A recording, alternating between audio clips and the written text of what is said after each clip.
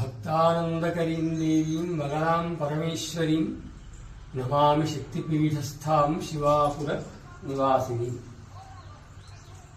అఖండ భారతంలో తెలంగాణ రాష్ట్రంలో మెదక్ జిల్లా శివంపేట గ్రామంలో జగన్మాత దశమహావిద్యల్లో ఒకరైనటువంటి శ్రీ బగళాముఖి అమ్మవారు కొలువై ఉండడం మనందరి భాగ్య విశేషం. మనిషి యొక్క పుట్టుక ఒక రెండింటి మీద జరుగుతుంది. పెద్దలు చెప్పారు, ఉభాభ్యాం పుణ్యపాపాభ్యాం మానుష్యం లభతే అని. పుణ్యము పాపము అనేటువంటి ఈ రెండు జన్మాంతరంలో మనం చేసినందువల్ల ఆ పుణ్యపాప ఫలితంగా ఈ శరీరం యొక్క స్వరూపం వస్తుంది అని. పూర్వజన్మలో పుణ్యం చేస్తే ఈ జన్మలో సుఖం, పూర్వజన్మలో పాపం చేస్తే ఈ జన్మలో దుఃఖం. దానికి శాస్త్రం కూడా ఏం చెప్పిందంటే, పూర్వజన్మలో మనం ఏ వయస్సులో గనక పుణ్యం ఆచరిస్తే ఆ వయస్సులో ఇక్కడ సుఖాన్ని అనుభవిస్తాము.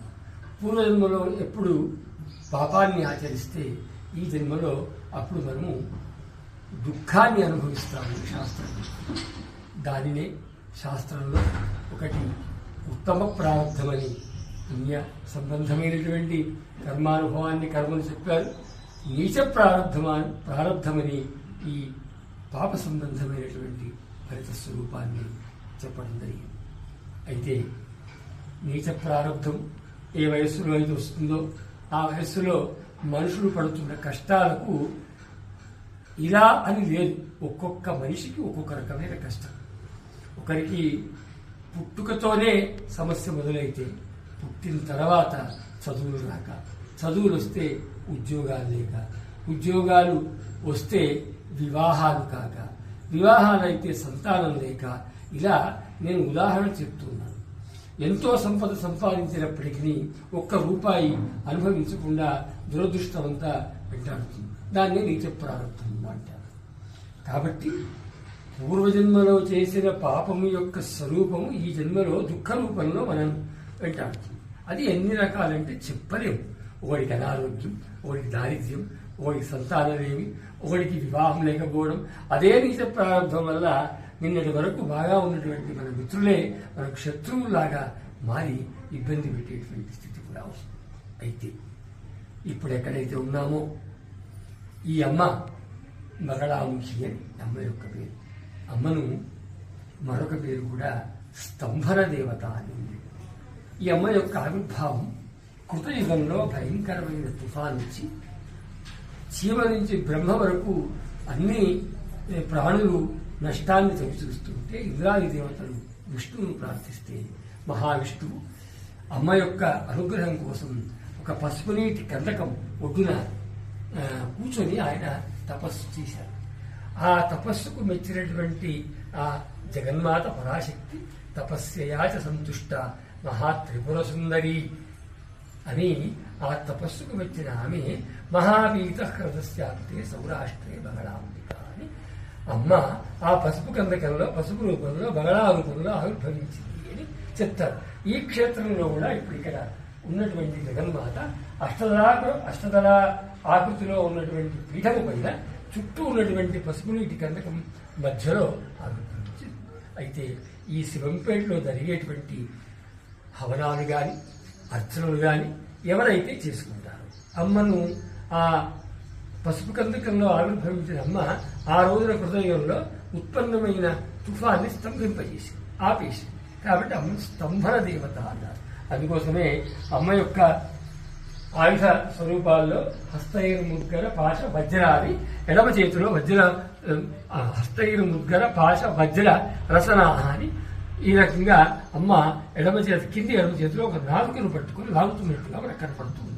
దాని యొక్క తాత్పర్యం ఏమిటంటే స్తంభనం, ఆగడం అని అర్థం. అలాగే ఇంతకుముందు మనం చెప్పుకున్నట్టుగా ఏవైతే పుణ్యపాపముల ద్వారా మానవ జన్మ వస్తుందో అందులో పాపముల ద్వారా దుఃఖాలు అనుభవిస్తాము. ఆ దుఃఖముల యొక్క స్తంభన జరగాలి అంటే నీచ ప్రారంభం యొక్క స్తంభన జరగాలి. ఎందరో దేవతలు ఎన్నో అనుగ్రహాలు ఎన్నో ఉన్నప్పటికీ నీచ ప్రారంభము కనుక ఉంటే ఎన్ని యోగాలున్నా కానీ అవి వారికి ఉపయోగంలోకి రావు.